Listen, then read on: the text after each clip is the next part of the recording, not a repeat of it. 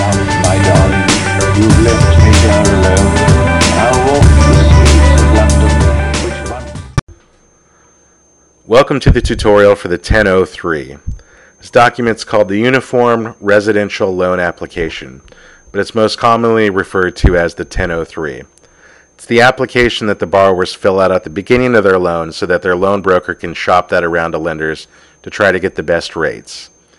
The reason why it looks like a government document and everything's blacked out is because there's so much sensitive information on these pages that I had to do it.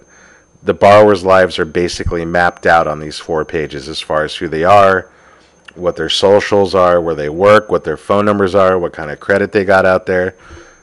That's what this document is. None of it concerns us. We don't care about anything that's in it. I just want to show you where the most common places for signatures, dates, and or initials are.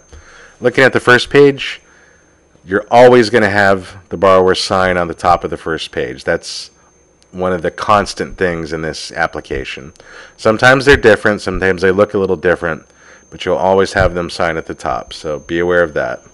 Coming down to the bottom of the first page, don't really have anything there. Usually there's might be a spot for an initial from the borrowers, but in this case there's nothing there. But be aware of that.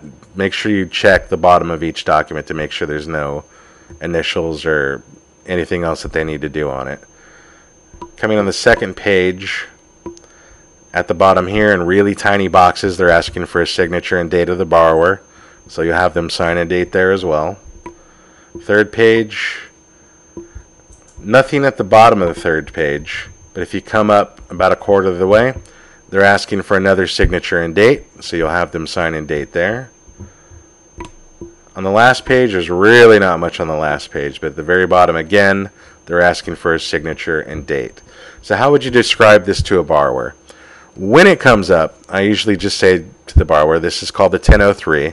It's the application that you filled out at the beginning of the loan, and that's it. You just have them sign and date where they need to sign and date. They're welcome to look at it if they want, and then you'll move on to the next document.